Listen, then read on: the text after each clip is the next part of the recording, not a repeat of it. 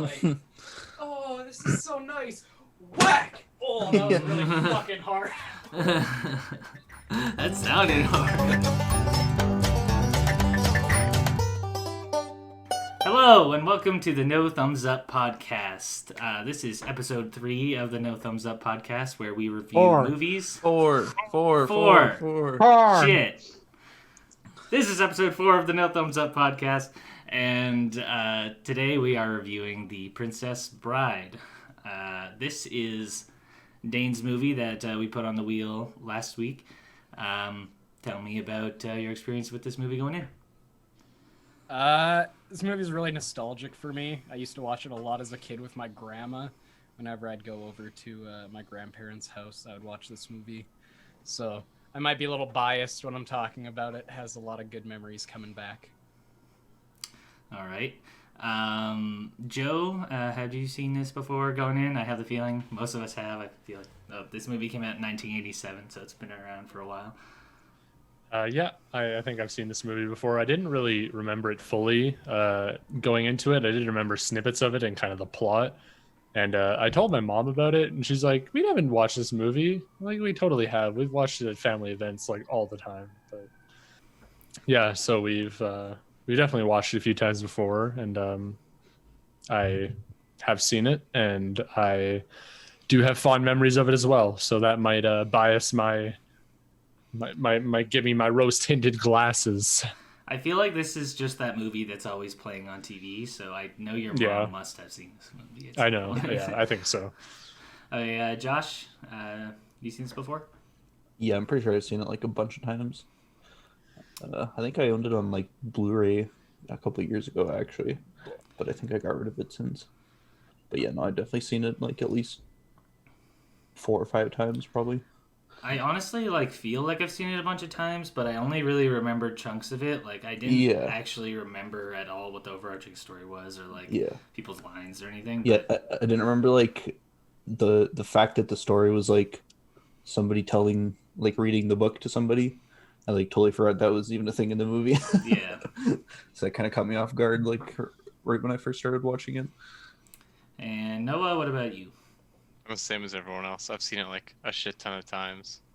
I even had to write an essay on it in school once. So. Oh. Pretty versed.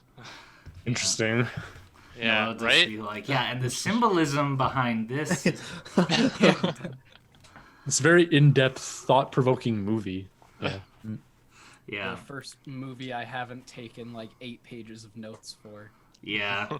I mean, I feel like in concept, it's pretty simple. It's very stage play-ish.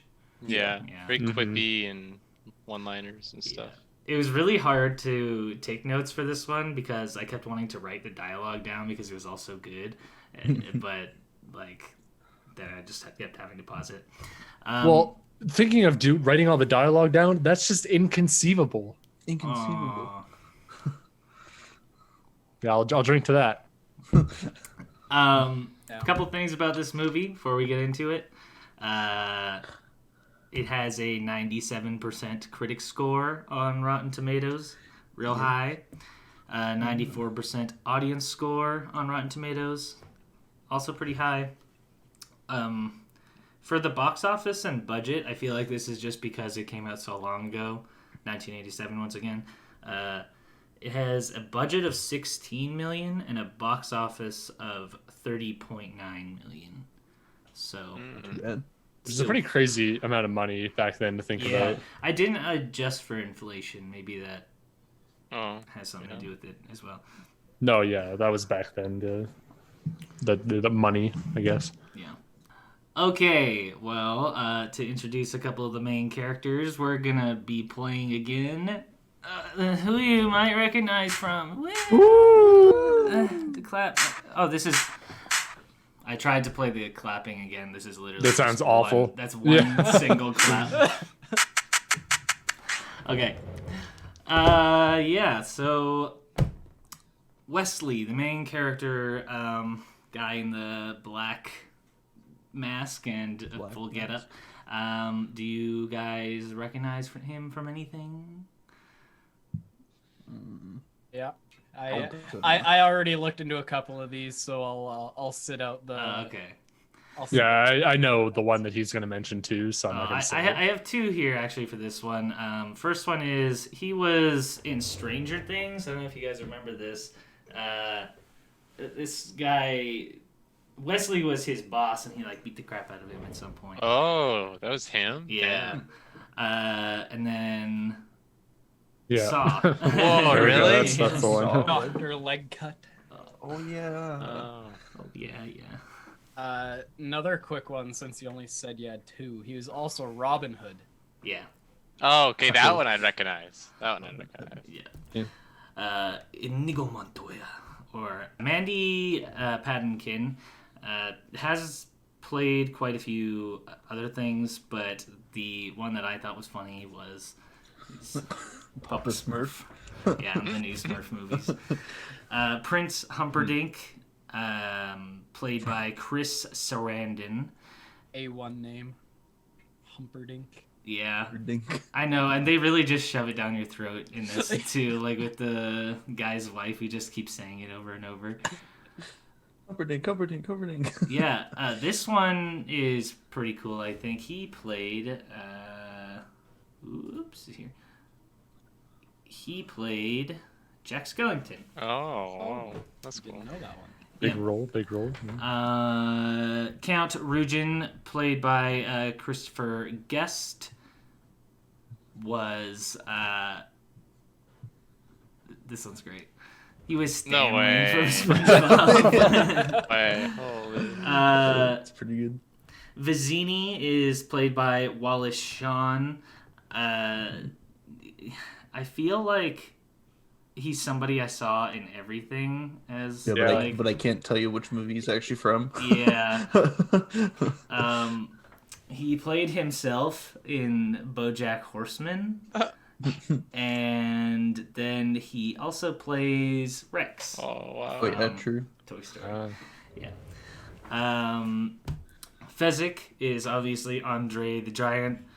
He doesn't have a lot of other actual acting roles, but he was in Zorro.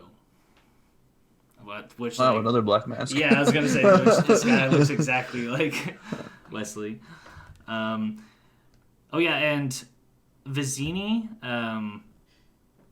I have here, was originally supposed to be played by Danny DeVito, so like the guy was like, that would have been way better. Yeah. That's why I asked Dayne in the beginning of the movie. I'm like, is it played by like Danny DeVito or something? And then he's like, no, that's a different guy. I'm like, oh, okay. I swear to God, it was Danny DeVito. And then, while the director always wanted the Fezzik to be played by Andre the Giant, at one point Arnold Schwarzenegger was considered for it, which also would have been cool. But and then Liam Neeson applied to be in the role, and I guess the director, I don't know, the little tip thing said that the director scoffed when he found out he was only 6'4". It's like, Oh, that's it? Yeah, the grandson is played by Fred Savage, who I didn't recognize from anything else. But while I'm explaining the next one, I'll just let this video play in the background of the Deadpool PG-13 edit that they made for Christmas, and they remade this scene from like The Princess Bride, where he's reading the book to his son for the that's sweet. ad campaign.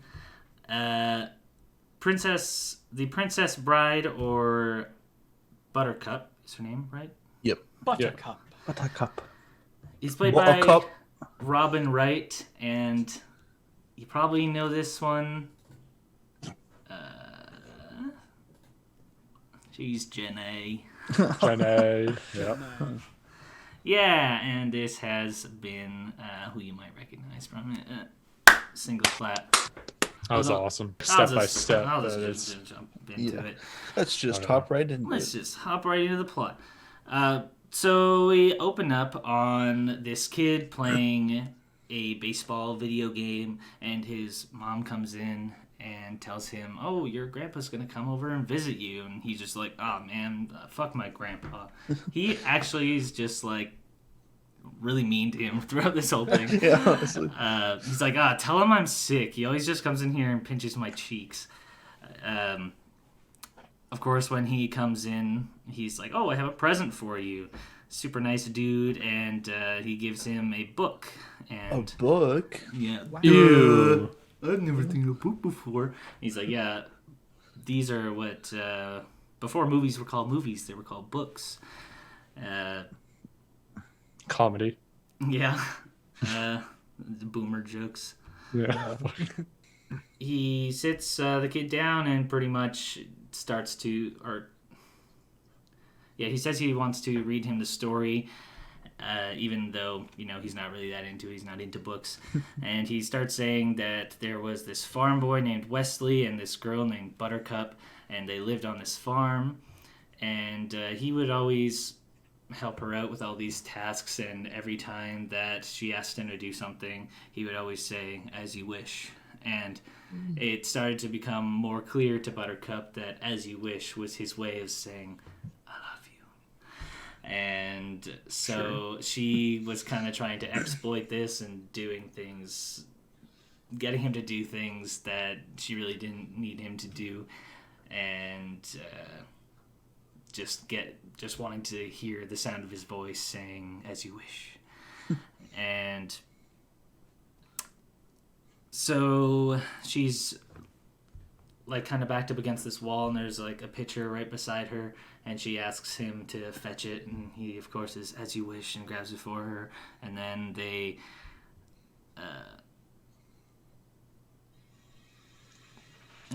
they kiss. Yeah. Okay, I was like, yeah, that's not where I am. The first thing she asks him to do is to polish her saddle, and I wrote, I would polish her saddle down in my notes. Big agree, gentlemen. Then the kid is like, whoa, hold up, this isn't like baseball, like this is kissing, that shit's gross, I don't want to hear this. Kissing book. Anyways, back to the story, because the grandpa just, continues on, and Wesley goes, and even though they've just fallen in love, he's like, I don't have enough money to get married, so I need to go across the sea to make my fortunes, and then I'll come back.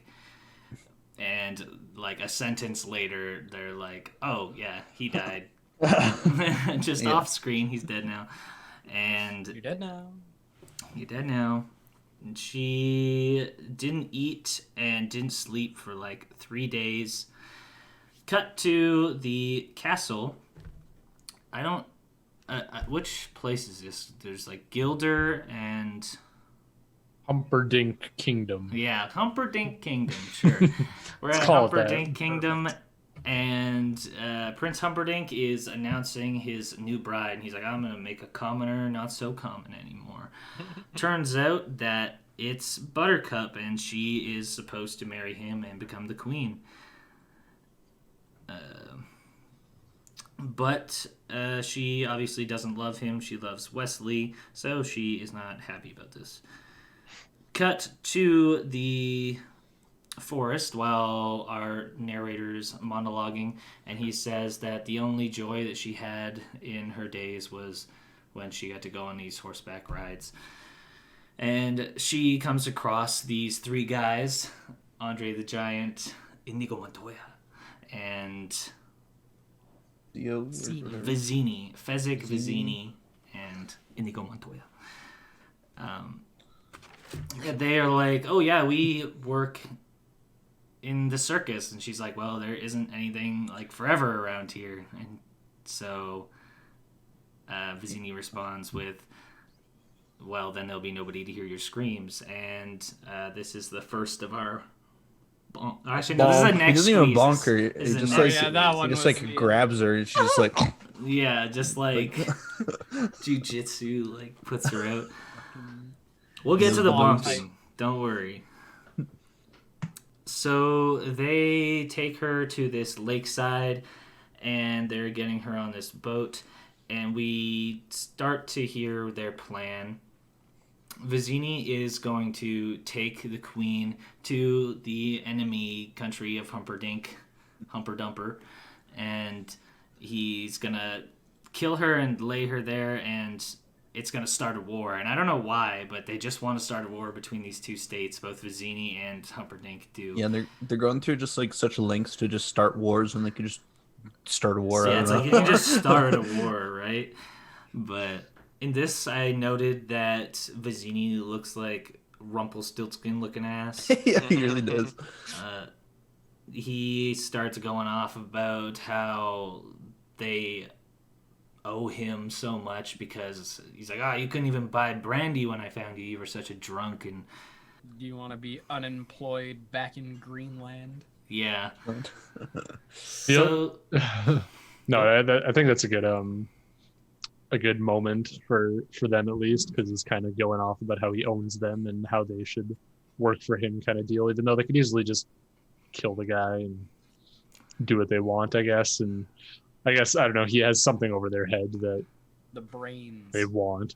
Yeah, the brains, because they seem to bring that up a lot in the movie too, how they need him for his brains, even though they're pretty So capable smart. men. Yeah, those guys. they are kind of just chilling with him because they need money for whatever it is they need to do. They never really get into it because I don't think he has a family. I don't really know about Fezzik. Nobody seems to have a damn family in this movie. Yeah, no, Yeah. honestly. So they're gonna sail towards these rocks, and he's like, "Yeah, we'll be there by dawn." Nobody can be following us. It's inconceivable. No, I was gonna. When they started rhyming, I thought that was out of place. I didn't really understand that. Yeah. So yeah, Well, it's just like the big guy that can rhyme, isn't it? no, they were rhyming like back and forth off of each other. Or yeah, well, I guess he was rhyming off. Of Yeah, any. because I wrote down big dude spitting bars. Yeah. Cut to nighttime, and Inigo's kind of keeps looking over the edge, and Vizzini's like, "Why are you doing that? It's inconceivable that anyone could even know that we were gone, and even if they did, they wouldn't be around here." I forget what Inigo says. He like double checks with him. He's like, "Oh, so there's no way that anyone could be here?" And he's like, "Yeah, no." And he's like, "Oh, it's just because I just checked behind us and there's somebody there." So they had this plan where they were gonna go to this cliff, and Fezzik was gonna carry all three of them up on him to the top, which he's not that strong. The smoothest looking climb up a rope I've ever seen. Wait, Joel, you forgot the Slowly big glide. ass eels in the water. Oh, sorry. Yeah. You want to go The back? Oh yeah. Heard about her jumping off into the water, trying to swim back to the boat. Yeah, so she tries to escape while they were trying to get to this rock, and there are these screeching eels in the water, and she starts seeing them coming towards her, and Vizzini's like, "Well, if you come back up here, I'll let you live, or like we can make a deal, which the eel cannot offer you." And it gets really close and looks like it eats her, and we cut to the grandpa and the kid, and he's like, do we need to stop? Like, you look concerned. Like, he's like, no, like, I'm Scared? fine. You can keep going. I'm not nervous. I just don't want anything to happen to her. And he's like, oh, okay. So we keep going, and turns out that Fezzik just snatched her right out of the water right before the eel got her. Without her passing out this time. Yeah. One very important detail. He bonked that son bitch so goddamn hard. Wait. Wait. The Fezzik eel. bonked the eel. Oh. Yeah. One of many over the top of the head bonks in this movie. There is one bonk in this movie that beats the rest, and we'll get to that when we get to that. Just imagine getting bonked in the head by Andre the Giant. Yeah. Yeah, you wouldn't wake up after that one. The fucking bowling ball being dropped on your head. Yeah. And that's a concussion. Like, when you see his hand next to her neck, it's just like, whoa. It's just a mid. So, yeah, flash forward to them climbing up that mountain, like we said before. And he says, it's inconceivable that anyone but you would be able to climb up this thing. And this guy who's following them, this man in black, is not only following them up the rope, but he's gaining on them. So when they get over the top, Vizzini's like, cut the rope. We can't let them up here. Or can't let him up here. And he's almost at the top by the time they get through sawing it. And when they peek over the edge, he's gripped himself to the wall. And yeah, so they can't really kill him from where they're at, so Vizzini asks Inigo to stay behind and wait for him to get up and then kill him. Or if he falls, that's fine too.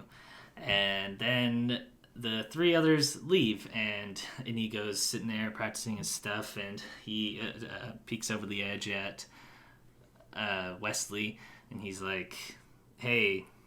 It's just the man in black at this point. Yeah, the man in black. And yeah, because he looks nothing like that guy. Like, oh, wow. I couldn't tell. It was like a Superman, Clark Kent kind of thing. Yeah. What a disguise. Inti is like, hey, how's it going down there? Basically has a really just casual conversation with him. Yeah. Although, like, killing him when he gets up. Don't worry, I'm not going to kill you till you get up. But Like, then I'm going to kill you. It's like, well, can you at least hand me a rope?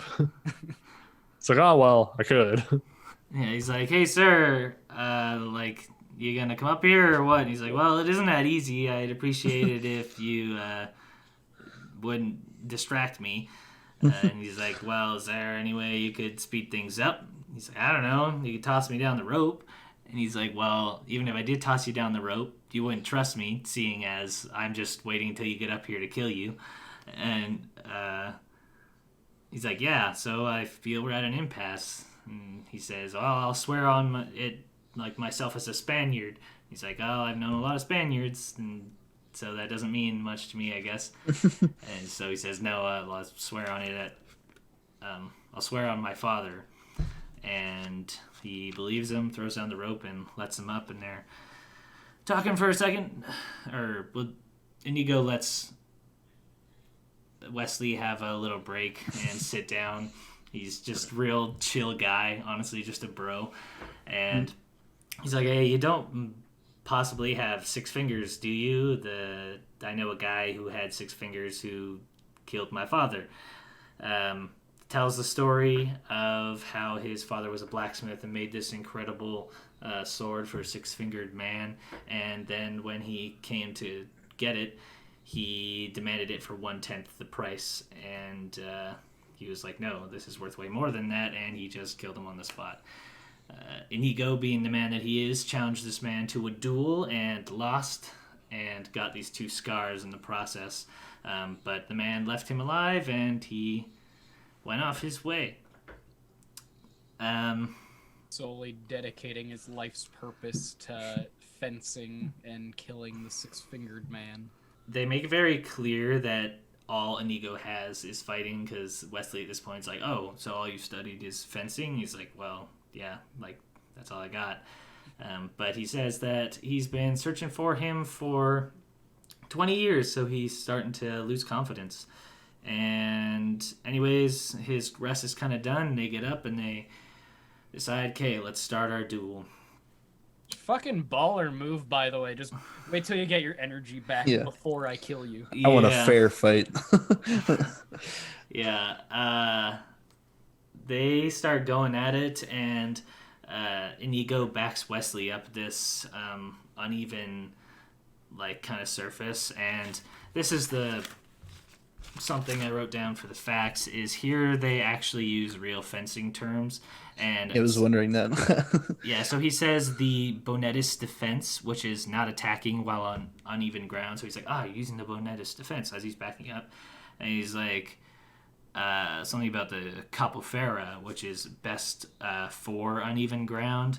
And then the thigh bolt, which is an angular defense / attack. And then the agrippa, which is natural short movements, which cancel out angular defenses and attacks. So, yeah, they went into it. Did the research. Yeah. Well, although they might have done their research, it seemed like they would throw out a couple cool moves every once in a while. Yeah. But like through the rest of it, the directors are probably just like, just do whatever you want. Just clap Yeah. your swords together, and that's all we need. This Because it is- just seemed like, Well, the movie's a parody. no, I know it's Yeah. supposed to be funny and not It's take supposed to be itself like too the- seriously, but it's just kind of like They're cringe reading a watching fairy that. tale out. Yeah. I went back and rewatched it, and I still thought it was pretty good because, like, I don't know, they're not always going like the same way. Sometimes it's down and up and like swirl around. So there is still like some skill that goes into it. But Yeah. obviously, they're actors, not fencers. Yeah. But I don't know they if you did- noticed, like when they would like jump off of anything and land, you could see like I don't know if it's like mats or something underneath the dirt. You could see kind of like raise Oh, up really? when they landed. Yeah, it was pretty funny. Yeah. And they did all of the fencing in the scene. No stunt doubles except for the jumps. backflips. Yeah. Yeah, super swing. So Wesley starts winning, and he's backing up Inigo into this corner.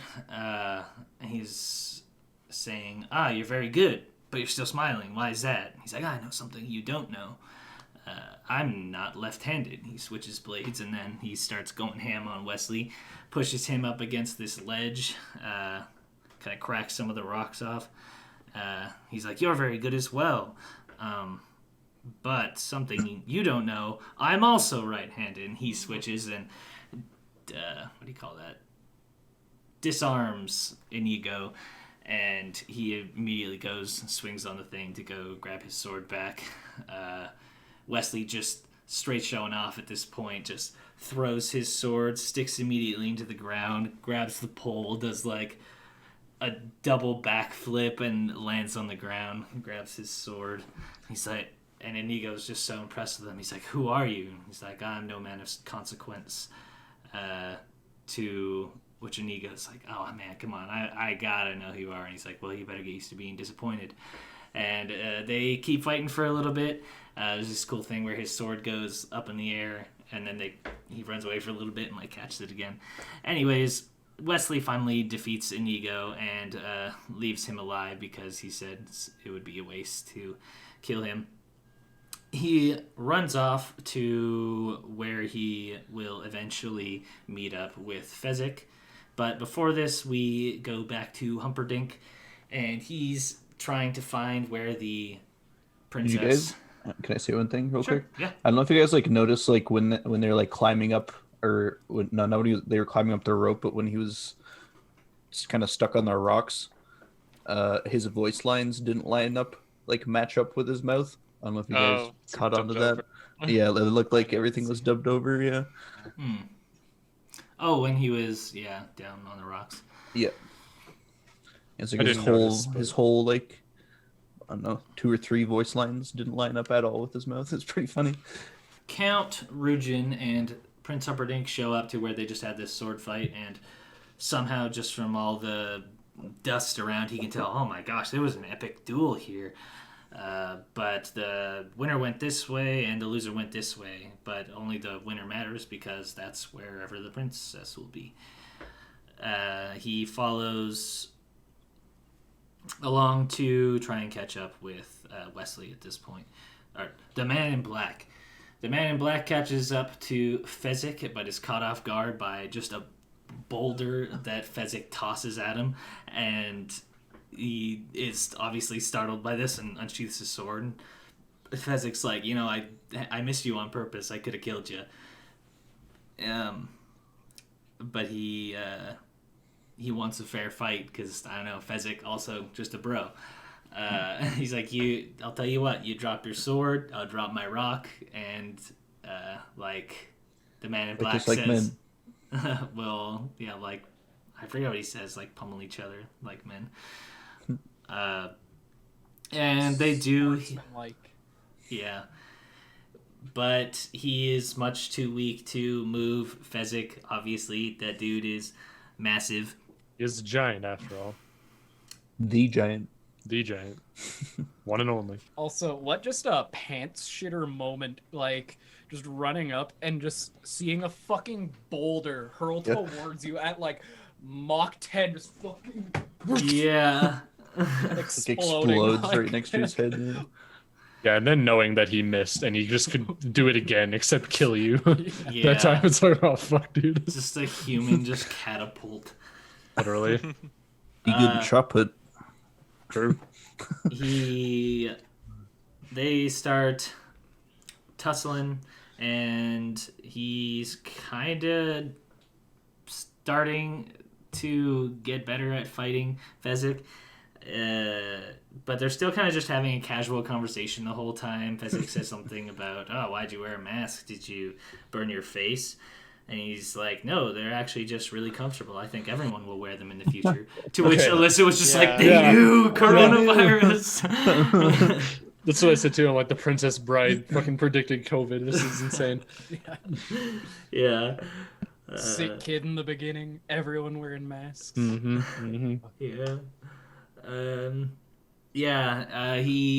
Wesley gets behind him and starts choking him out, and he starts talking about, oh man, well, it's like a lot harder to fight just one person. I'm used to fighting like way more people. It's just harder this way. And he's just kind of chilling on his back, like, yeah, yep. And then just slowly as he passes out onto the ground. And before he leaves, he says, I don't know why he doesn't just like fall on his back when he's like choking him out or something. Like he's smashing him up against rocks. If you just fall down, just squish him and he's dead. Yeah, he's like, go ahead. He smashed him up against the rock once. Like, I don't understand why he stopped. He should have just kept doing that. Yeah, like the first time really got to him too. He was like, well, he was holding on. I guess you wouldn't be able to see behind him like that. Though. Yeah. True. He says before he leaves, dream of large women, which I thought was funny. He runs off to where he will eventually find Vizzini, but first we cut back to the horseback people again, and they're talking about, this could be a trap, and Humperdinck's like, I assume everything is a trap, that's why I'm still alive. Or is that the other guy who says that? Either way, not that important. Jump ahead to when the man in black finds Vizzini, who is holding a knife to the throat of Buttercup, and he says to him, don't step any closer or else I'm going to kill her. And Vizzini kind of says that they're at an impasse again because he is no match for him physically, clearly, because he beat his two other guys, and he's no match for his intellect. And to which Wesley's like, oh, you think you're that smart? He's like, yeah, Aristotle, Socrates, Plato, yeah, they're all morons. Idiot. Wesley, seeing this, is like, yeah, I'll challenge you to a battle of wits then. And Vizzini, being so pompous, is like, yeah, sure, I'll play whatever game you want. He gets him to pour the wine, and Wesley brings out a tube of, what is it? Iocane powder, an odorless, tasteless, and deadly powder that dissolves instantly in water and actually doesn't exist in real life. Yeah, I was gonna say, I looked it up and it's not a real thing. Sadly. Oh yeah, sadly, huh? Damn. It's like the ricin from Breaking Bad, which I don't think any of you has seen. Oh. You fuckers, what a terrible group of people to start a podcast with. Honestly. Yeah, What a now great watch group of Breaking people. Bad. Ooh. Yeah, that's my movie for next week. Oh. The whole Breaking Bad series. Plot synopsis. Okay, here we go. Okay, what were you going to say, Dane? Sorry? Anyways, so back to these goblets. They're both filled with wine, and then Wesley turns around with them and pours iocane powder in one of them and turns back, and he says that one of these is poisoned. The Battle of Wits has begun. You choose which one to drink and which one I will drink. And I just skipped trying to write this part down. I went back to it because Vizzini's logic is, he's like, well, this is simple. First I have to just divine from what I know of you and from what type of man you are. A clever man would put it into his own goblet, knowing He's a clever man would put it into his own goblet. Only a great fool would drink from his own cup. And you must have known I wasn't a great fool. And then he's like, yeah, so you've made your decision? He's like, I'm not even getting started. Because iocane powder, as you know, comes from Australia, which is full of criminals. And criminals can't be trusted. Yeah. And he's like, oh, now you're Don't just... trust Australians. Yeah, and he's like, okay, now you're just stalling. And he's like, not even like getting started again. And he's like, I know you studied, which means that you know people are mortal, so you would want to put this as far away from you as possible. And then he's like, what's that? And just switches the cups anyways. When Wesley turns back, he's like, okay, well, I'm just going to drink mine, you're going to drink yours. And he's laughing. He's like, what are you laughing about? He's like, we'll talk about it later. So they drink, and he starts laughing out loud. Aha, you idiot, you drank the poison, you don't even know it. He's like, bruh, he doesn't even tell him how he survives it, does it? Does he? I don't think he says bruh either, but I'm pretty sure he says bruh. Pretty sure there's Time multiple appropriate bras. bruh. Because He's like, he built up like an immunity from just like, I don't know, smoking using it, crack. sniffing Novik or iocane. Yep. yeah. He says, you fell for one of the classic blunders, the most famous of which is never get into a land war in Asia, but only slightly less known is the never go against a Sicilian when death is on the line, which I thought was just funny for some reason. He laughs his ass off till he dead. Wesley goes to untie Buttercup, and Buttercup's like, damn, I thought that the poison was in that cup the whole time. He's like, it was in both cups. I've been building up immunity, like you said. They start mainlining iocane powder day after day, ready for this moment. Yeah. Training. He starts running off with Buttercup, and we see them kind of crash behind these rocks, and he throws her down. Oh, spooked a little bit there. Oh my god. Party foul. Okay, so speaking of Australians, me and Alex were watching like Border Patrol the other day, and like there's an Australian that was coming to Canada, and they were coming to Banff, and like he just had nothing but like drug kits. He had graffiti like paint spray in his bag. He had like brass knuckles. He just had nothing but like criminal shit Yeah. in his bag. Oh, Jesus. At least in Canada, all criminal shit. And he's just like, yeah, no, we're not gonna let you through, buddy. Sorry. Why not? He's like, what? Like, I'm just coming to snowboard. So they're running away, and he kind of tosses her behind these rocks, and he's like, catch your breath. And she's trying to beg for her freedom. She says, I'll give you whatever. And he's like, it doesn't matter what you promise me. You can't trust the word of a woman. And True words, I mean. Yep. Big agree, gentlemen. Big agree. Am I right, lads? I forget how they get to it, but she says that she doesn't love Humperdinck, and and then I think they kind of carry on, and we cut to the horseback riders again, and cut back. There's not much that happens there. And she's interrogating him, and she says, I know who you are. You're Dread Pirate Roberts. He's like, yep, that's me. I killed the man that you love. Or no, she says that you killed the man that I love. And he's like, I kill a lot of people. Maybe I don't remember him. She explains to him this farm boy, and he's like, oh yeah, I remember your farm boy. Yeah, he was a very faithful man. He died in faithfulness of loving you. And then I killed him. And good thing I did, because then he didn't get to come home to see that you were like a cheating two-time he's getting mad at her, and he's like, did you even wait an hour before getting married? Did you even wait, or he says, did you even wait an hour or a week out of respect for the dead? And she gets emotional. They see the people chasing them on horseback and kind of get spooked, and she, in kind of their conversation here, pushes him down the hill. She tells him, die then, as she pushes him down the hill. And as he's bouncing down, you hear him go, as you wish. And she's like, oh my god, it's him. And just tosses herself down the hill as well. What a weird scene that was. Yeah, this is the worst, just like rolling down the hill scene, because all you hear is just like very obviously like post-recorded. Yeah, It's like that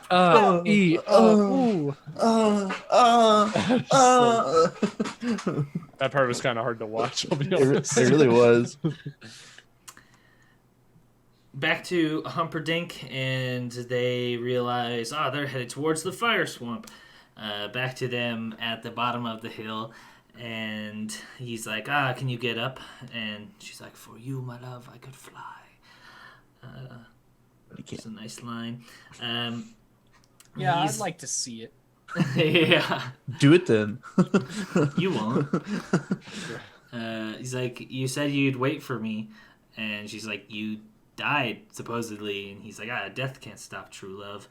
They start kissing again, and the boy's like, hold up, G-Paw, this shit's crazy again.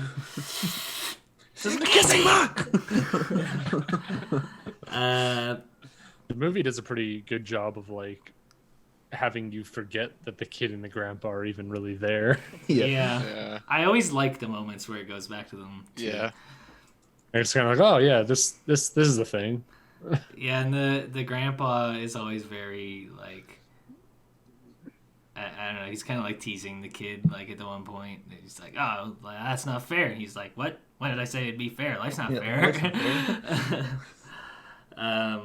So they move on to the fire swamp. She says, we'll never survive, and he's like, yeah, you only say that because no one ever has, which is a funny line too. They're in the fire swamp, and he's like, it's actually not so bad in here. I kind of like it. Like, I wouldn't build my summer home here, but like the trees are nice. And she gets like blasted by one of these just like fire pits in the swamp, which is just the scariest thing. Like, actually just nightmare fuel. She gets like lit on fire almost, and he kind of puts her out, and he's just reassuring her at this point, well, now that we know that those things explode fire, we just won't get hit by those anymore. Critical thinker. Yeah. Just a real positive attitude, honestly. He says, it keeps you on your toes. And she starts questioning him at this point. She's saying, well, how can it be that you're the Dread Pirate Roberts? He's been on the sea for like 20 years, and you've only been gone for 5 years. And he starts explaining the story of what actually happened after he left. He went sailing onto the sea and met the Dread Pirate Roberts. And for 3 years, he worked for under the actual Dread Pirate Roberts. And every night he said to him, good night, good work, sleep well, most likely I kill you in the morning. And yeah, he just continued like that for 3 years until Dread Pirate Roberts finally had enough money and wanted to retire. And when he went to his house one night, he told him that, you know what, I'm not really the Dread Pirate Roberts. My name is something else, but I got this name from this other guy who got it from this other guy, and it's just kind of passed down. And so he became Dread Pirate Roberts, and the guy joined his crew for a little bit, and until they believed that was him, he stayed, and then the old guy left, and he just became the Dread Pirate. As they're walking, he's explaining this. She falls into some quicksand, and he finds a vine, dives in to go save her, and this is the first thing we see of the Ruse, the R-O-U-S, the rats of unusual size. It's the fact I have about the Ruse, the rats look like somebody in a suit or something. They are something. They are? I had that written down. I was like, are these somebody just are walking around in a suit? They look so ugly. Yeah, just imagine someone having to crawl on all fours, Yeah. The fact I have for this one is that they're actually referenced in a mission in Borderlands 2 where you go and kill the Ruse. They're also mentioned in Fallout New Vegas and WoW Legion, like World of Warcraft Legion. Really? Did you guys know that? Yeah. I remember them in Vegas because you have to have the wacky Wild West perk at the start to see them. They get out of the pit, and the rat's creeping up behind him, and they start walking off, and she's like, wait, but what about the Ruse? And he's like, oh, the rat's of unusual size? I don't think they exist. And then just gets tackled by one of the rats. They're fighting on the ground for a little while there until he notices that one of these like explodey holes is about to go off, and he puts the rat onto it. It blows up, and he stands up, gives him a couple good stabs, and he's dead. They really just gave the double tap to that rat too, like. Yeah. After like a couple of stabs, I'm like, I think he got the job done, but he really went for the finish on that one. It was screaming the whole time. It was alive and well. They get out of the swamp, and they're like, yeah, we did it. And sadly, Prince Humperdinck and his boys come rolling up. Doesn't she fall in quicksand first? Yeah. Yeah, he mentioned the. Oh, did you mention the Yeah. quicksand? Oh, I didn't hear that. He rolls up and he says, surrender now. And he's like, you're going to surrender to me? Fine, I accept. This is a funny line. Wesley's kind of still acting like he has the upper hand. He says to him, like, we're good here. We can just run back into the fire swamp. We know how to survive now. You can't catch us. But she doesn't want him to die if she can stop it, because I guess they aren't going to go back into the fire swamp. So she makes a deal that they drop him off to his ship, and then she'll go with Prince Humperdinck. She gets on the horse, goes away, and Wesley kind of walks up to the six-fingered man, and he's like, lies do not become us, gentlemen. So he's kind of saying, he's like, y'all aren't going to take me back to my ship. He's like, no, yeah, we're not. But before that, he says, oh, hey, I just noticed you have 6 fingers. And the dude just pulls out his sword and bonks him on the head. And this is the best bonk because I guess on the filming of this one, he's like, you know what, just give it to me. Like, we don't need to fake it. Just, like, hit me on the head. And he did, like, really hard. And with, like, the butt of the sword or his glove or something, he actually really hurt him. And he spent, like, the rest of the day in the hospital. And they stopped filming for the day. That's super out of place, but also something I heard of in like Rocky 4.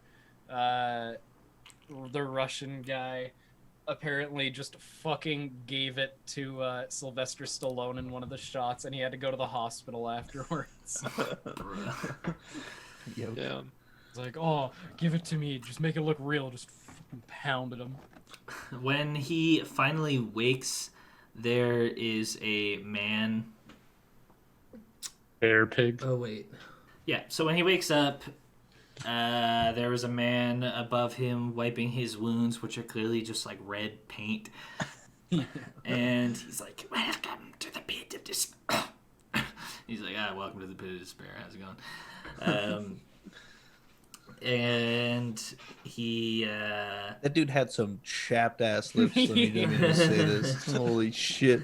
one of the facts I saw was about this guy, and they said that he never actually saw the movie because when he was filming, the like contacts they made him wear were so uncomfortable, and like he always had like his eyes watering, and it just like was such a bad experience for him. He never wanted to watch the movie, and I was like, that seems fucking dumb.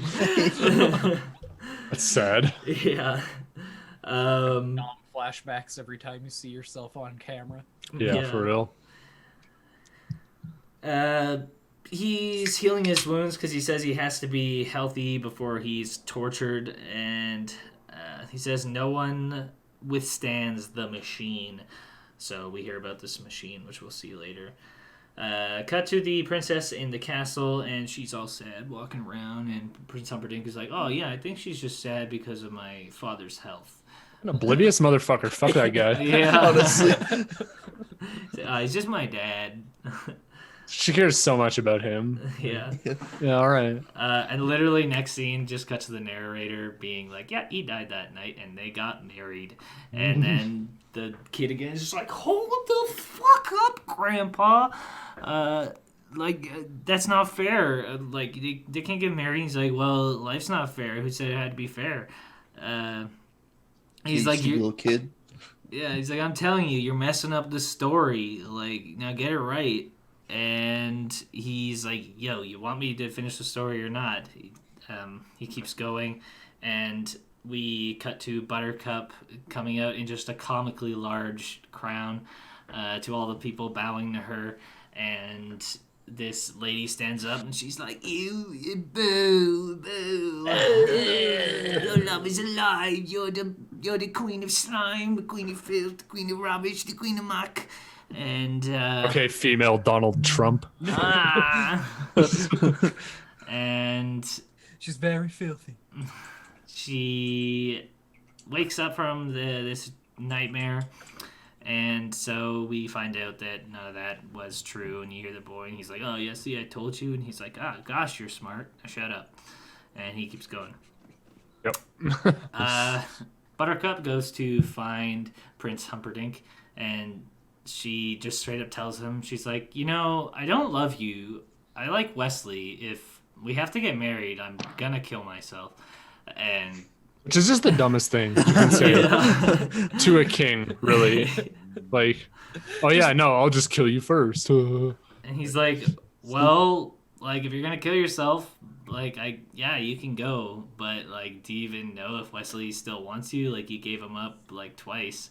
And so they make a deal together. He says, you know what, I'll send this message out that you still love him on a ship in all directions, and if he comes, then he comes and you can go with him, but otherwise you gotta marry me. And they just reach that deal, and we cut to outside. They're in the forest, and the six-fingered man and Humperdinck, and he's saying, oh, I'm going to kill her right after the wedding, and I'm going to blame it on the other country so we can start a war. Yeah. Finally! Start a war. Yes! They're trying to find the entrance to this tree, and he's like, oh, it's one of the knots in the tree. You can never tell which knot it is. And he finally finds it, and he's going to go down. He's like, yo, I'm going to go torture this guy. You want to come? Like, it's going to be pretty chill. And he's like, nah, I'm swamped with work. I can't right now. He's like, okay, man, I'll suit yourself. He goes down. And like a married couple in that scene, just like Yeah. discussing. Come on, you're always Come so on. busy. No, I'm busy. I can't right now. I'm swamped. I would. I just have this thing. It's like super important. He goes down, and there's the BDSM chamber. Wesley's hooked up to this thing. It's like suctioning his nipples and his ears and like his mouth, and just Yeah, I want one of these machines. yeah. Sounds kinky, honestly. Yeah. Have you guys not used one of these? Wait, what? I thought, I have one right behind. Oh no, okay, that's whatever. He explains that it is kind of like a water pump, but instead of water, it's your nips. And That's not what he says. Bro. Yeah, he's like, it's your titties, bro. They're getting suckled on until you die. Yep. Yeah. We We'll go with sucking on that. titties till you die. Yeah, but yeah, obviously it's just like making suction inside your body and just like creating a vacuum to suck your insides out, which is pretty fucked up, honestly. Isn't it supposed to be like a like life sucking device? Like Yeah. Yeah. takes a certain amount. That's of, what he like, says, years but what off does it of- really do? Yeah. It's like- supposed to be that like bar that he moves up and down on the side is like how much life he's taking from him. Yeah. I guess like that, in like the parody world that they've created, it could be that it just actually like sucks years out of their life. But how I took it was that it just like sucked them out, and like he just kind of said that it took years off Yeah. their life. But I don't know, that's how I took it. He's just fibbing. Yeah, he starts doing it to him, and it really hurts, obviously. And he kind of starts giving him like this research survey, and he's like, "So, like on a scale of 1 to 10, how do you feel after that?" It's just really cheesy. And they cut to the king in his office, where there's this spy man and Humperdinck. And he's saying, you know, I heard that the other country's coming to kill my wife. Like, I would never do that, but, like, they're gonna.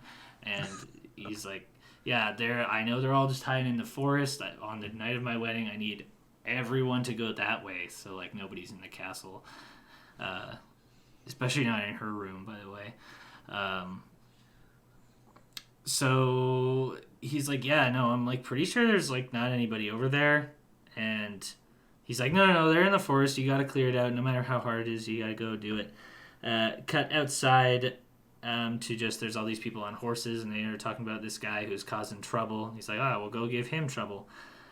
We find that it is Inigo Montoya. And, man, I totally forgot to say You forgot the killing father part.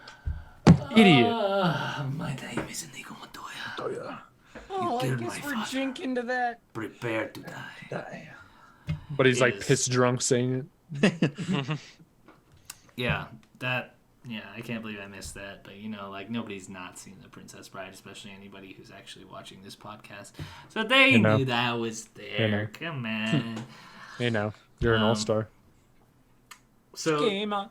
he's No. drunk off his rocker, and he's like, I'm back at the beginning. This is where I met Vizzini and Fezzik, and you can't even get me go anywhere. And not if you wanted to. And the dude walks up, and he's like, get out of here. I don't like you. He tries to kill him with his sword. And but he's drunk and kind of falls over.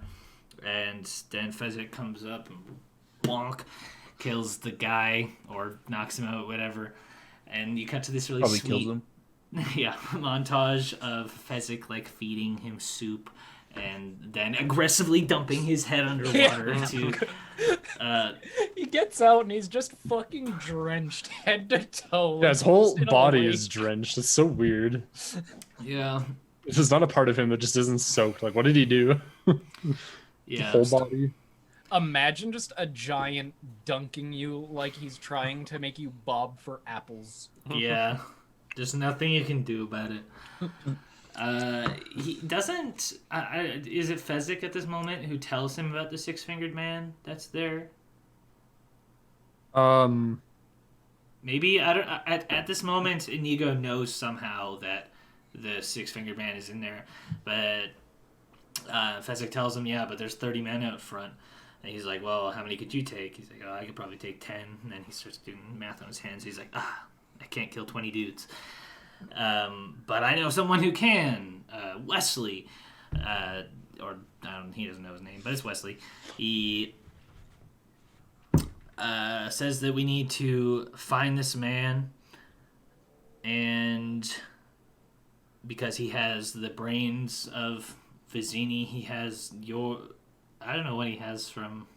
He beat your strength and he Yeah. beat my steel, basically. Yeah. Yeah. They go walking through the town and end up in the forest where they find the Igor-looking motherfucker.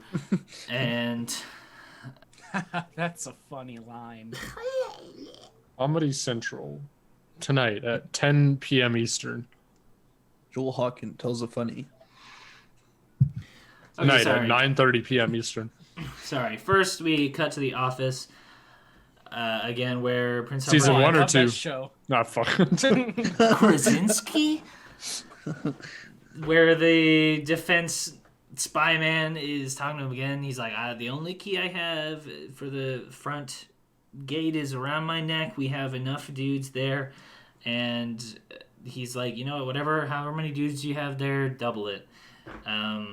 I'm getting married tonight, and when we do, we'll do some sort of celebration with all the ships. I don't know what he's talking about here, but Buttercup is nearby, and she's like, wait, what do you mean all the ships? You mean all the ships minus 4 ships? Because you sent 4 ships off to go find Wesley?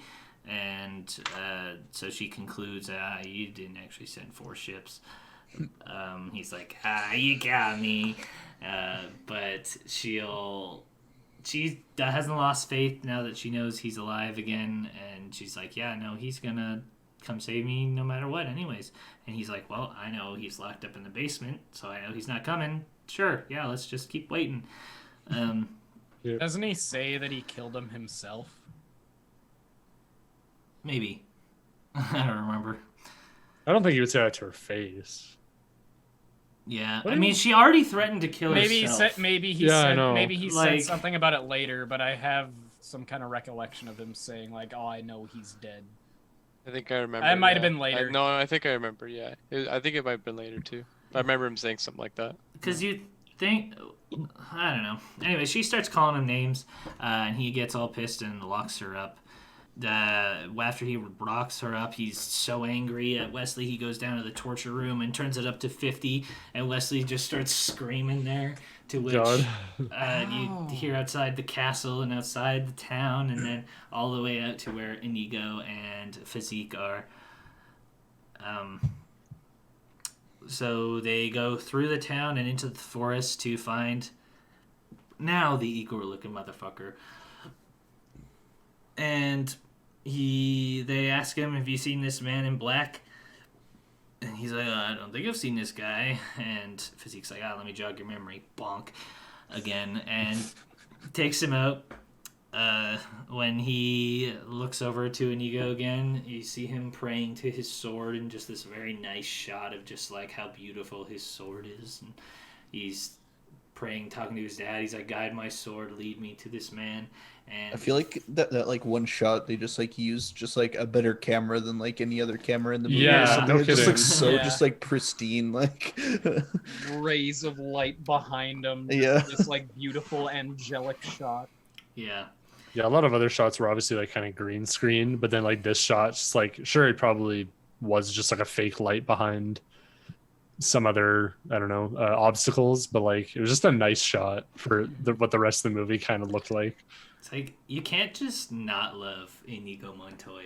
Like, yeah. True, no, he's a very lovable character. Yeah.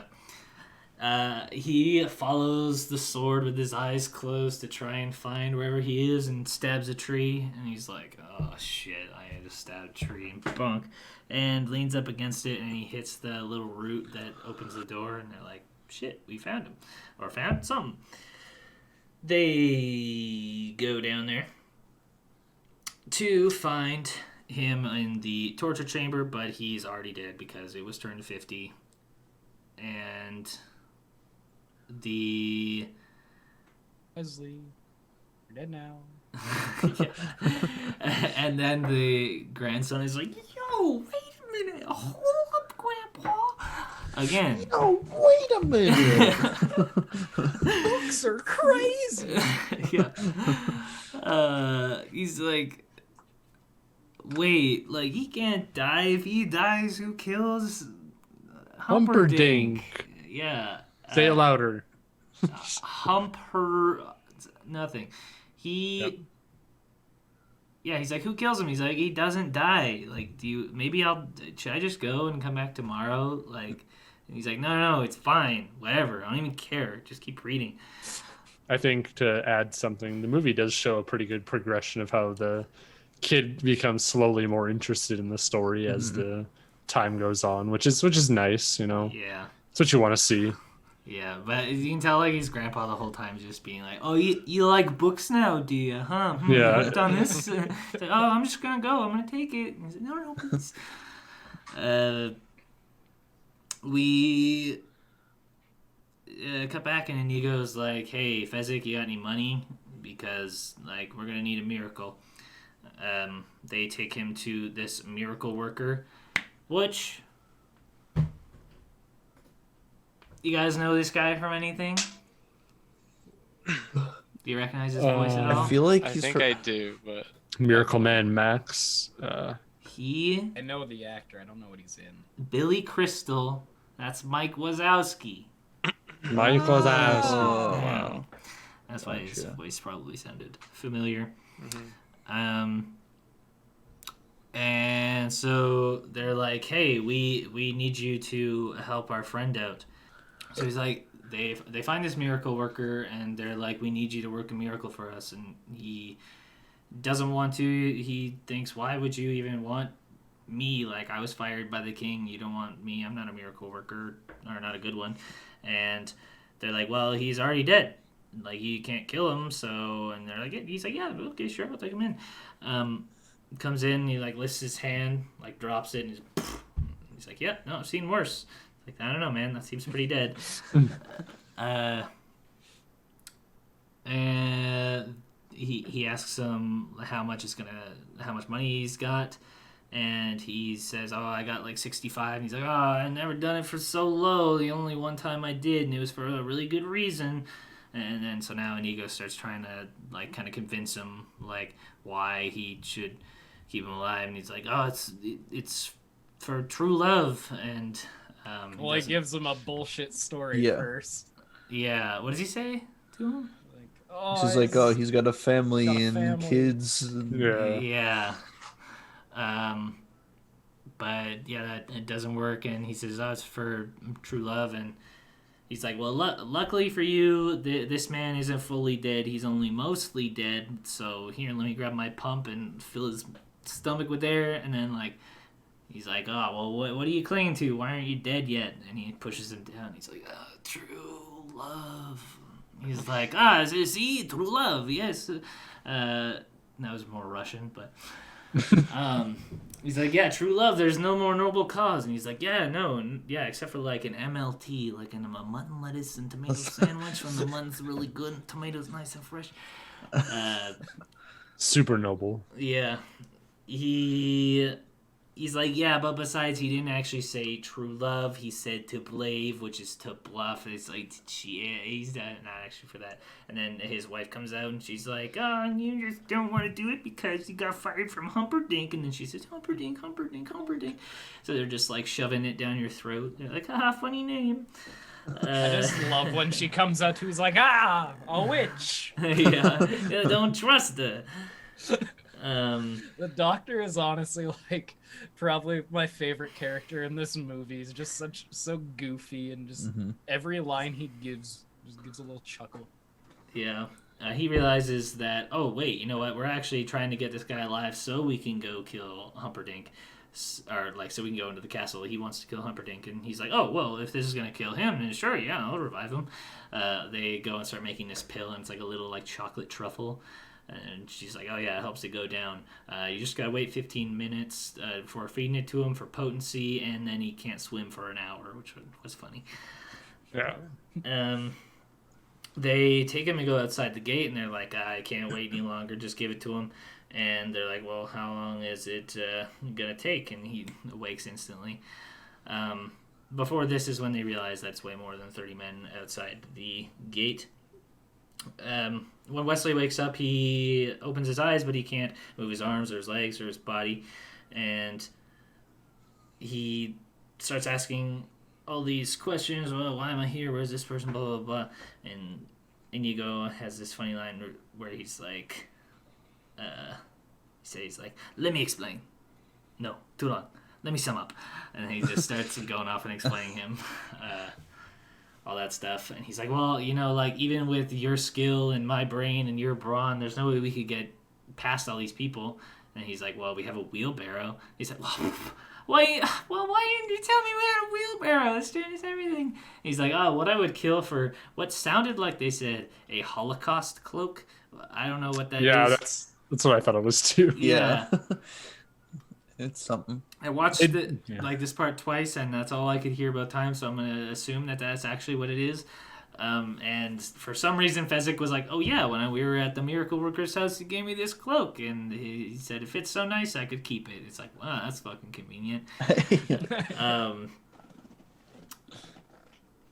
And then we cut away from him to the bedroom where we just see Humperdinck and Buttercup again. She's like, oh yeah, he will come to save me. And we cut to the church, and Alyssa has been saying this forever, and I I've been quoting it from her forever. I never knew what it was from. But the guy at the church who's like, marriage has brought us together. Marriage has brought us together. But the thing we always say is, love, sweet love. But yeah, so that was cool seeing. And so he's taking a really long time to say these vows. And when we cut back to outside, we see that I don't know how this works, and maybe this has to do with whatever a Holocaust cloak is, but Fezzik is inside the cloak on the wheelbarrow, and he's like 9 feet tall at this point, and they set him on fire, and he's going towards them, all the people slowly, just to spook him away, and they all need... Pardon? Sorry. As I say, any shot of not on Fezzik's face is just the most obvious fake dummy just rolling down at them too. Yeah. And yeah, once again, don't know how he doesn't get burned there. Yeah. Conveniently, everyone but the one guy who has the key gets out and bonk. Well, they try to close the gate on him. He grabs it and pulls it open. Bonk. And they start running in to the castle. The worst part about that is that he's called the impressive clergyman. Yeah. Really? Like, why is he impressive? There's nothing impressive about it. Bro, For real. them fucking chops are impressive. Yeah, Don't true, even. true. That's it. Those are some thick, bushy boys right there. I'm gonna go grab another beer. I'll be back. And bro, it is moister than an oyster outside. Damn, You're bro. moister than an oyster. I don't like hearing that. Where did I leave off? Oh, yeah. Marriage. Marriage! So they finally get inside and they're running down this hallway and they come up to the six-fingered man whose name I keep forgetting and 4 other dudes. Count And or something. yeah, Chocula, let's call him that. Yeah, so Count Chocula's there and he's like, yeah, kill Inigo. And, well, he doesn't know him. But tells him to kill him, and he does this cool thing where he like flicks the one dude behind him, stabs the dude, throws him to the side, whips his sword back, kills the one guy who he flung behind him, and then goes down and stabs the guy in front of him. And he realizes, oh shit, that's the six-fingered man. And zoom in on his face, and I am Inigo Montoya. You killed my father. Prepare to die. And then he kind of pauses for a second, and he's like, what? And just runs the other way. And Inigo just starts chasing him down. We go back to Buttercup, who is being escorted back to her room with this king. And, is it the king? No, he's dead, right? Or is that in her dream? I think it's the king. And she kisses him, and Yeah, I think it was just the dream. Yeah. No, the king does die. I think the It's the night prince. of. So No, not who's the the guy who's walking with her? No, because she's walking with him later. Yeah. Yeah. Mhm. Yeah, but then doesn't he die that night as well? I thought he did die. She's walking with him right now, like after. Yeah, nobody dies after like that all happens. Because she actually likes him because he's nice to her. I don't think he. It's I don't mentioned think that he he- dies. No, I thought it think was, I but- think they just said earlier about how the king dies, but that was part of her dream earlier. 'Cause Either way, this is when they get the really great line. Sorry to jump in. yeah, go. But you've been so nice to me. This is gonna be the last time I'm gonna see you because I'm gonna kill myself. I'm gonna kill myself after we get married. And he's just like, "Oh, that's nice." He just like fucking no shit's given. Yeah, I love just the kiss, and then, oh, why'd you do that? I'm gonna kill myself. Okay. It's like, That's hey, she good. just kissed me. is. And it's like walking away. I It's got the a most, kiss. Nice. The most like nonchalant reaction ever to "I'm gonna kill myself." Just like, okay. Back to the chase scene, we see once the Count Chocula gets into whatever room, he kind of pulls out this little throwing knife. Inigo runs in after him. Hit marker. Turns sideways. Really, he would have been fucking great at MW2. That's what I was saying to Joe when we were watching it. Cross map. Mom, get the camera. We cut back to the bedroom, and the queen finds her knife, and she's like, well, here you go. I'm going to kill myself. And then Wesley on the bed's like, you know, the world has a shortage of perfect breasts. Would be a shame to ruin yours. And she's like, oh my God, Wesley. Which she is just a very object in this movie, I find. And the lesson is like, don't ever move on even if they die. Like, you should either be dead or like with the first man you ever love. She runs and she's so excited, and she gets on top of him and starts kissing him. This is the only time in the movie that kissing isn't interrupted. And he's like, oh, lay gently on me. And she's like, oh, that's all you can say? And he's like, gently. And she drops his head against the backboard. She doesn't realize that he can't move his limbs. Just against that backboard as she goes to dribble his head, dunk that motherfucker. Yep. Yeah. Back to the fight scene with Inigo and Count Chocula. I don't want to get into this too early, guys, but this might be the thumbs up award of best scene in the movie for me. But The part where he gets fucking throwing knifed? No. This is after he gets throwing knife when we go back. Oh, okay. He gets dinked. He is kind of explaining to this guy who he is. And the guy's like, wait, oh, you're that guy, you're that kid who I dueled and slashed their face all that time ago, and like now that you're here, I've already killed you? Like, wow, that's kind of sad. And he's like, oh, my name is, I know, when Count Chocula goes to kill him, he deflects it. He says, my name is Inigo Montoya. You killed my father. Prepare to die. And he's like, shut up, bitch. I'm going to kill you. And tries to stab him again. Does it again. My name is Inigo Montoya. You killed my father. Prepare to die. And he keeps saying it. He's like, stop saying that. And then he just keeps repeating it. My name is Inigo Montoya. You killed my father. Prepare to die. Then he they have like kind of a cool couple slashes, and then he disarms him, slashes him on one cheek, and he's like, offer me money. And he's like, you can have all the money you want, I don't care. And then he slashes the other cheek, and he's like, offer me anything else. And he's like, yeah, you can have anything. You can have all my money. You can have everything. And he's like, just beg to me. He's like, I'll give you anything. He's like, give me back my father, you son of a bitch. He goes to stab him, catches his arm, and stabs him, which is the best line. To the bedroom.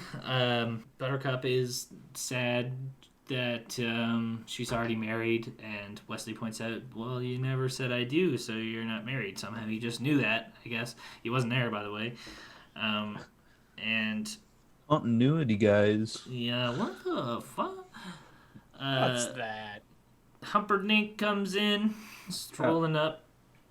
And he's like, you clearly can't move. Look at you. Fight to the death. And Wesley's like, I'll raise you one. Or no, because he says to the death. And he says, to the pain. And he's like, I'm not familiar with that. That sounds weird. He's like, well, first thing you do is like the loser gets their feet chopped off. And he's like, yeah, all right. And he's like, and then your hands. And he's like, yeah, okay. And then your nose. And he's like, okay, yeah, no, I think I get where this is going. And then your ears. And then your tongue and your ears. And he's like, that's where you're wrong. You gotta keep your ears. That way, when you look so fucking disgusting, you get to hear all the shrieks of all the children and the kids that see your ugly muck. And he's like, damn, bro, calm. Chill. So he's like, yeah, you can either get down and get tied up, or I'll stand up and kill you. And she's like, "You're bluffing. You can't move." And he's like, "Am I?" Which I didn't really understand because it's like you'd have to prove it before you did that. And he does eventually, but he stands up and he's like, "Now get down. Drop your sword." Yeah, I'm good to fight.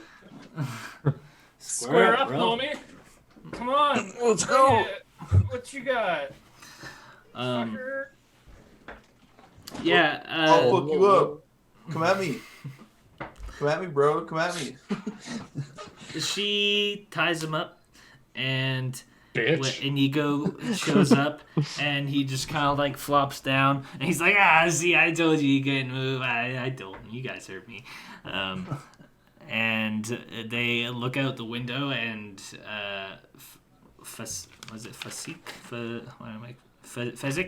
is there. He's like, I found 4 white horses, and I thought that, like, if you found the woman, then we'll have 4 people, 4 horses makes sense.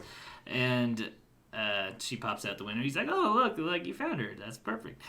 Hello, woman. And he goes just like, yo, you want me to kill this guy or what? And he says, no, I want him to live a life alone. They toss the lady out the window down to Fezzik, and there's a slow-mo shot of her falling. It's very beautiful. I was expecting this for all of them. Sadly not. He also just kind The of most graceful catch of like no impact. Just imagine she flops from this window to get caught and just a fucking just knock. Yeah. Like honestly, it would. I feel like it would just be the closest thing to a fucking frog splash. Like, oh, this is so nice. Whack! Oh, that was really fucking hard. That sounded hard. that sounded really It bad. sounded like you accidentally had something on your bed you forgot was there. But, anyways. No, that just went honestly straight through, back through chest. That fucking didn't feel good.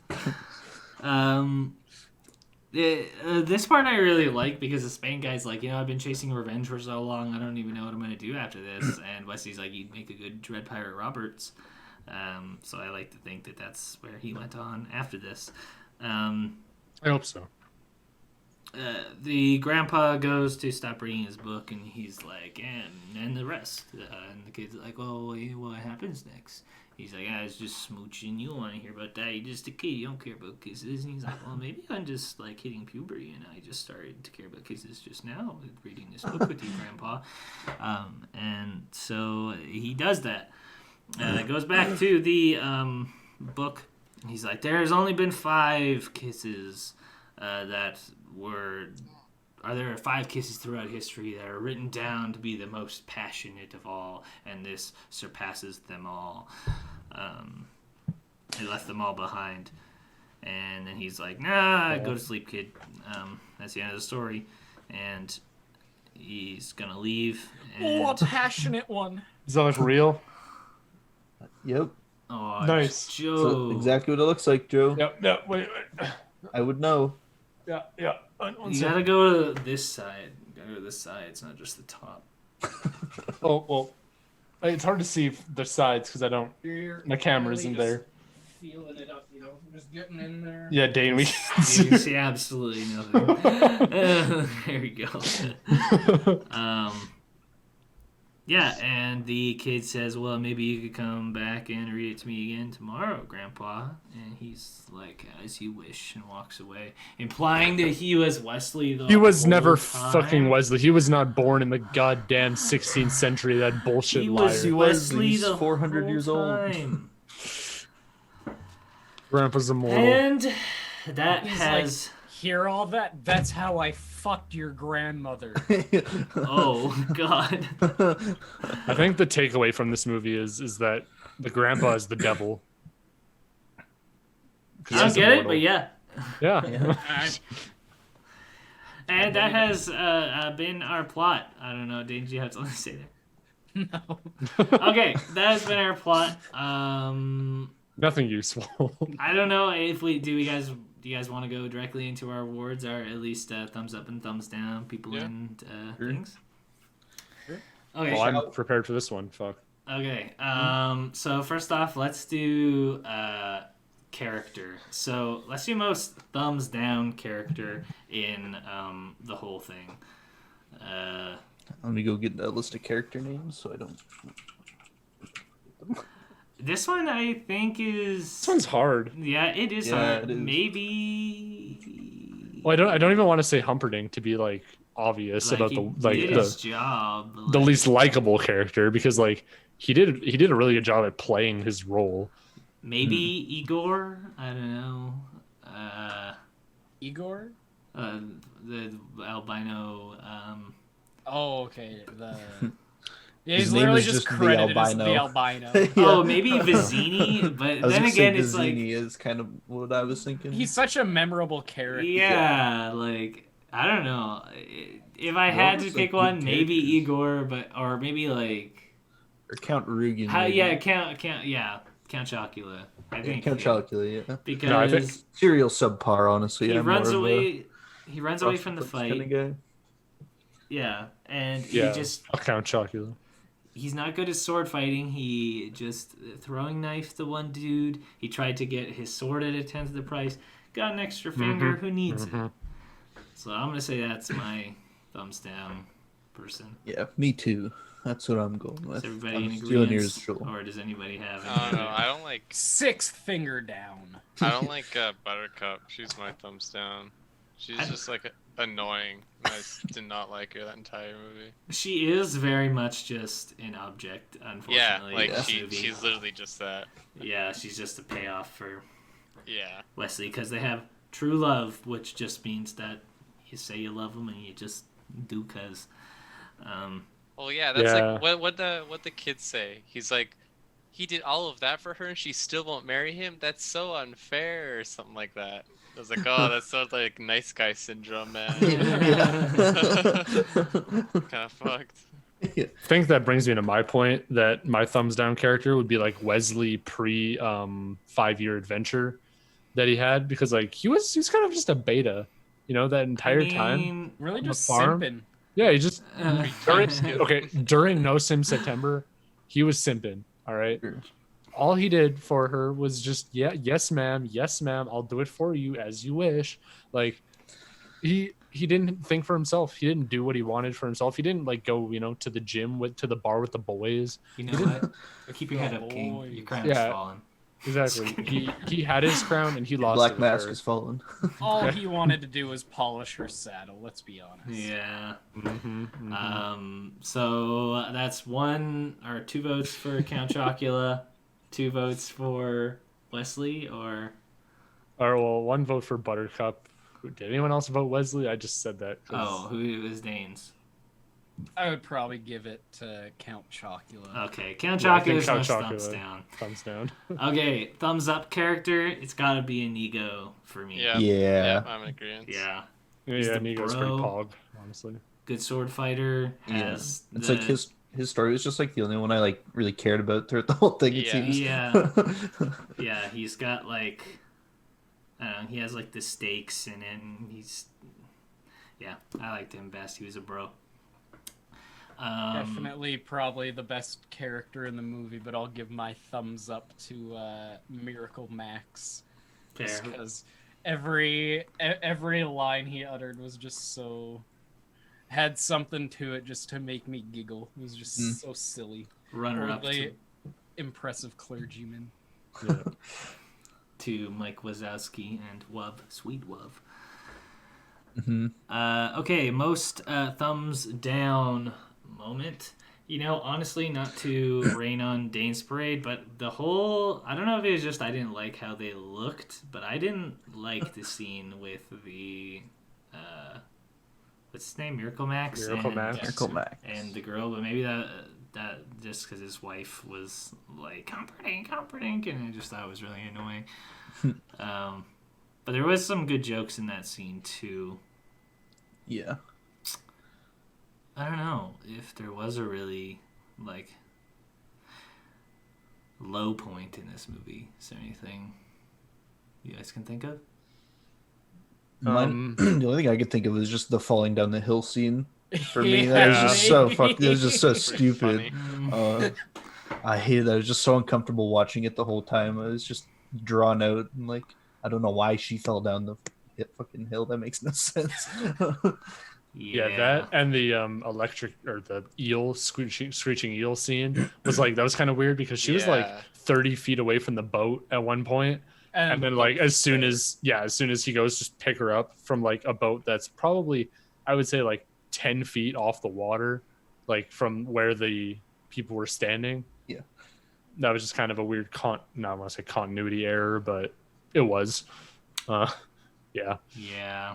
Those two scenes were kind of awkward, I would say. Thumbs down. Yeah. I honestly... I agree with the eel scene, for sure. I would just thumbs down the fact that Humperdinck doesn't die. Yeah. Yeah, fuck that guy. I don't know. We can just say the eel moment or whatever. It's kind of hard for this one, I think. There's not like really a whole lot of like really bad parts in it. Yeah. For the time, there was a lot of parts you can get away with because we didn't have the technology back then, so it kind of makes sense that a lot of things happened. But yeah. Do you guys have any suggestions for the most thumbs up moment? The first Inigo fight kills. between Black Mask Man and Yeah, that was a Spaniard. pretty good moment. Yeah, there's so many good like one-liners and quips and just little things. It's nice. That's my favorite. Yeah, just the trio of like Inigo and Wesley and Physique when they get together is the best part for me. But yeah, I would have to say the sword fight. What do you think, Dane? I agree. That was probably the best part of the movie. It was pretty. I don't know. There was a lot of cool parts in it. It was fun back and forth. It's funny because like sometimes there's not a lot happening in a lot of the scenes, but because it's kind of written like a play, all of the lines are like they're all like quippy and there's still like a lot to listen to in every scene. And Josh, do you agree with that, or you got something else? Oh, I was just gonna say when Inigo finally kills Count Chocula guy. Yeah, that's a good one too. That's a good scene. So I think by vote that goes to the fight scene there. I don't know if we have to necessarily come to a consensus at the end or if it's just kind of like we say what's good and bad. But yeah.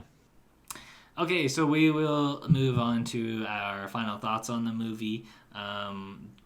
Joe, you are the first one on my screen. Actually, maybe I should throw it to Dane first because it was his movie for this week. What do you think?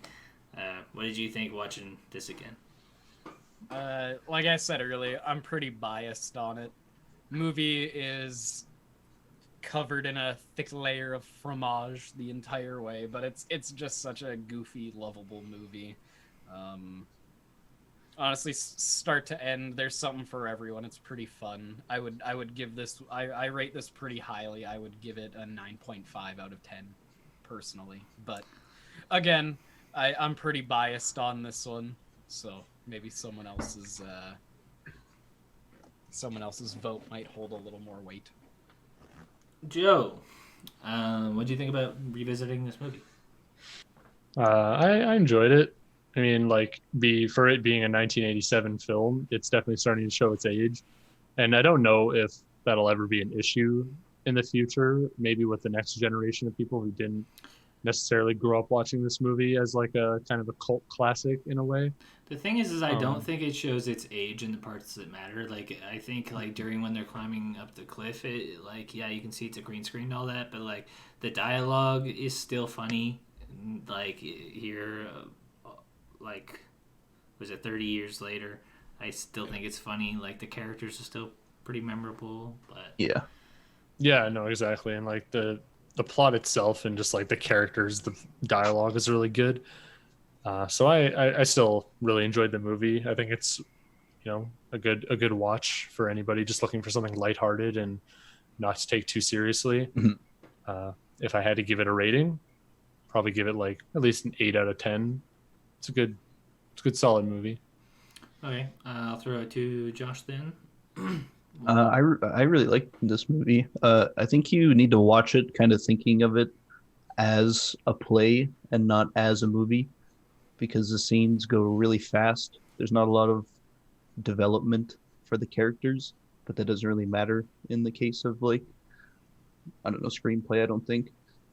But I feel like they did a really good job at like scene building, especially because like a lot of the scenes, they're not green screened or anything. They're like actually built like the I don't know, the swamp, or like the torture dungeon and stuff like that. Like those look sweet. Those look amazing even for the time, right? So yeah, I think this is a good movie. I'd probably give it a solid 8.5 out of 10. I'd have to say the worst effect is the, what is it?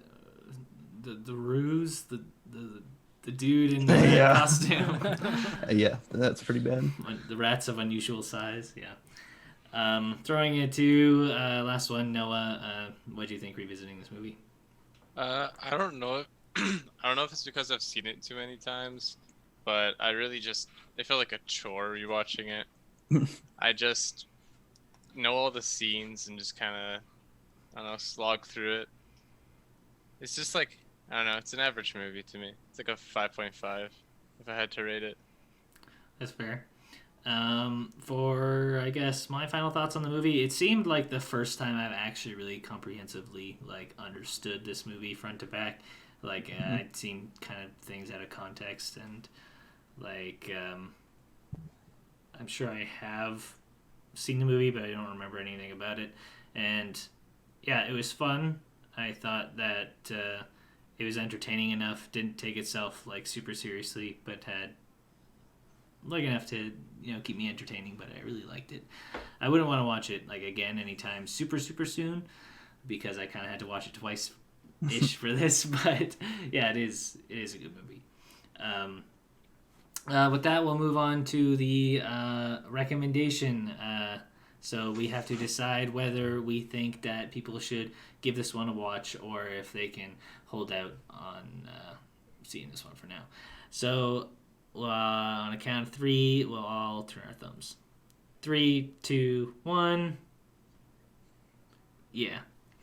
I think even for Noah, who's seen it a bunch of times, you'd probably say that giving even it a if first watch. Yeah, for some miracle you haven't seen this movie yet, it's still good to watch for your first or second time.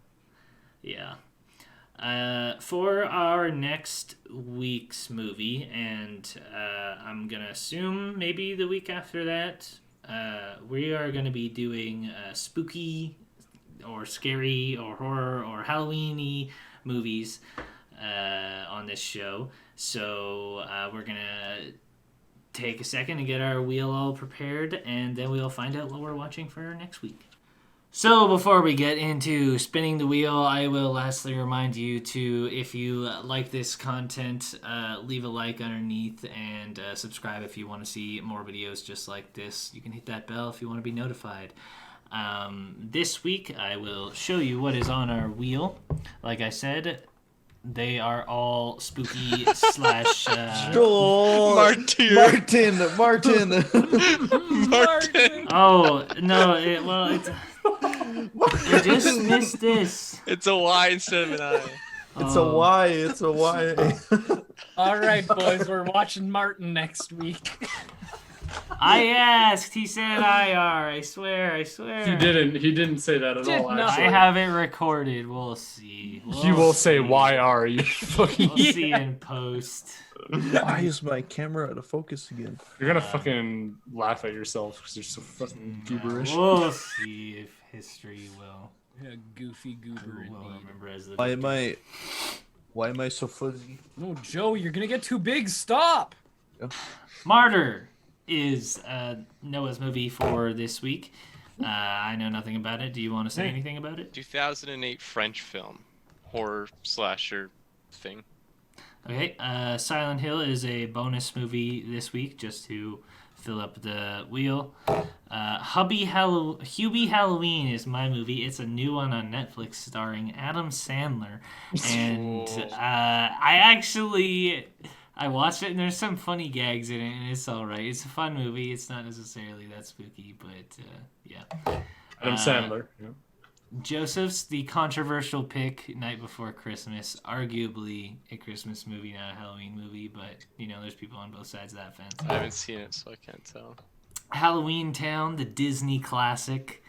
According to Josh, an acid trip when you go back to it, but I believe you. But The Mist is also kind of a classic horror movie for me, at least that I remember. Yeah. So without any further, my pick. Yeah, that's Dayne's pick. Without any further ado, I will give this wheel a big old spin, and we'll see what we watch next week.